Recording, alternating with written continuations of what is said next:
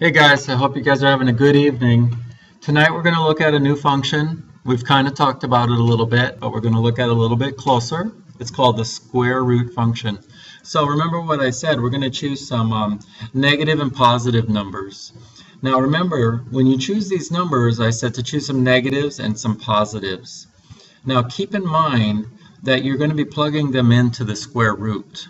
Okay, so we want to choose numbers that kind of we can actually take the square root of very easily, okay, without getting decimals. So I'm just going to go ahead and start off with the negative numbers, okay, -2, -1, 0, and then I'll choose 1. I can take the square root of 1 very easily, okay, and then I'm going to choose one more number. I'm not going to choose 2 because the square root of 2 is a decimal. So the next good number that we can take the square root of is 4. That's a perfect square. Okay? So we're going to start off by taking the square root of -2. Let's see what happens. What in the world is the square root of -2? So second square root -2. Okay? Ooh. Look what it says. It says non-real answer. So, no answer for right now. And we'll talk about what that means more later. Okay, so what do you think is going to happen if we try to take the square root of -1? Yeah, you're right. It's going to be the same, right? Let's try it.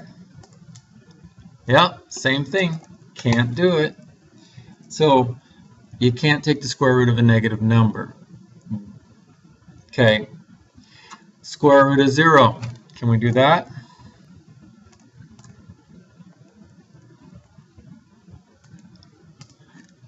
Zero. Square root of 0 is 0. So we're going to have a point at 0, 0. That's going to be our translating point, our special point that we move around. Okay? Square root of 1, 1. Square root of 4, 2. So let's plot these points. 4, 2, 1, 2, 3, 4, 1, 2.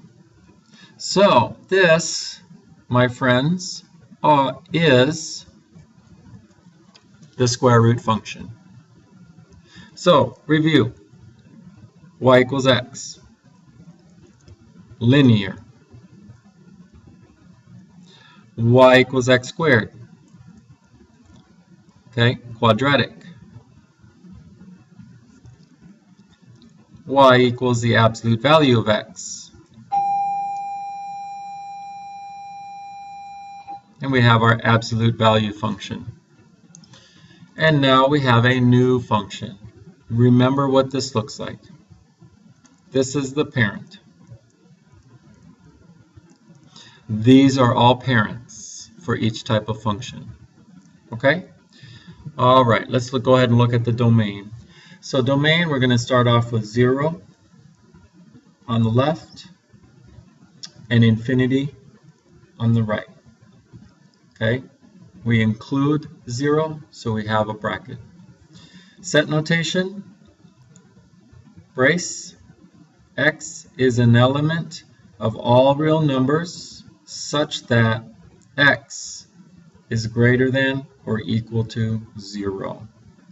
So notice how the x's do not go into the negative side. It doesn't keep going. It starts at 0 and goes infinitely to the right. Okay, range. Lowest point to highest point, 0. Now remember, we're looking at the y-axis now. 0 is our lowest point, and it's going up very gradually, but it's going to continue to go up infinitely. Okay, so same thing applies. Y is an element of all real numbers such that y, okay, now we got to specify y is greater than or equal to 0. Now, it says graph each of the following square root functions on the calculator. Explain how it's different from the parent function. Well, you know what I'm going to do? I'm going to go ahead and use our parameter changes. So this square root function says that, hey, look at there. If I take the negative off, It's the same as the parent. Look at that. And we remember that the negative causes a what? Reflection. Okay? So the parent, the special point, doesn't get moved left or right. It doesn't get moved up or down. But the A value is negative. So starting at the center, we would go over 1, down 1, because our A value is negative 1. Remember here, the A value is 1. So we went over 1 and up 1 to get to the first point. Now remember, that only works for the first point. So there it is. There it is. Now let's see. Now look at 3. Since the 5 is inside the grouping symbol, this is saying that, hey, we're going to take the square root function, that's this one, and we're going to translate it 5 units to the left. So we're going to go 1, 2, 3, 4, 5. Hey, nothing else changed. Nothing else changed. A value is 1, so over 1, up 1. Or you could say the square root of 1 is 1. The square root of 1, 2, 3, 4 is 2. 5, 6, 7, 8, 9. The square root of 9 is 3.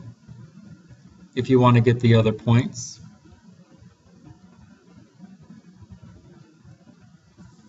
There you go. There you go. Why don't you guys try these using parameter changes? You can also use Desmos, but I'd rather use parameter changes, left and right and up and down and so on.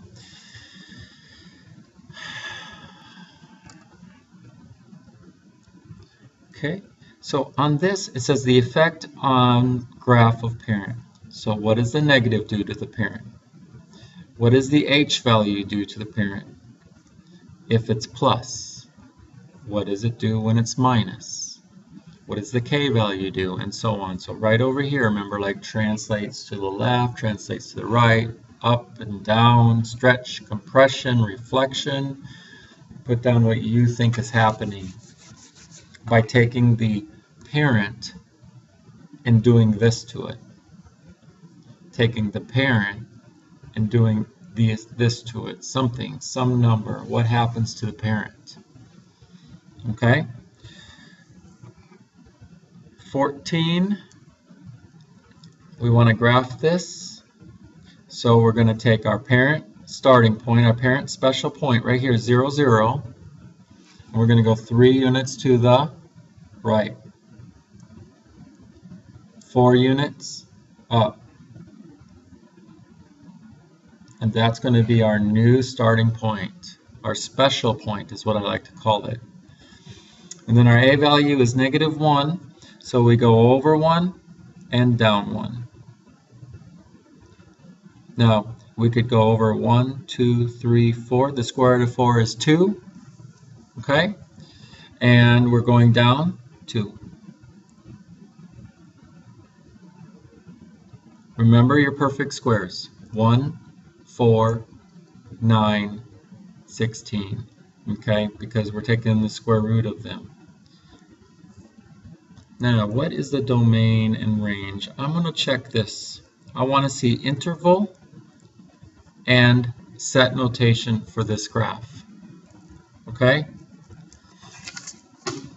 Oh boy, I'm supposed to give a shout out to somebody, and that person is, oh my goodness, why can't I think of your name right now?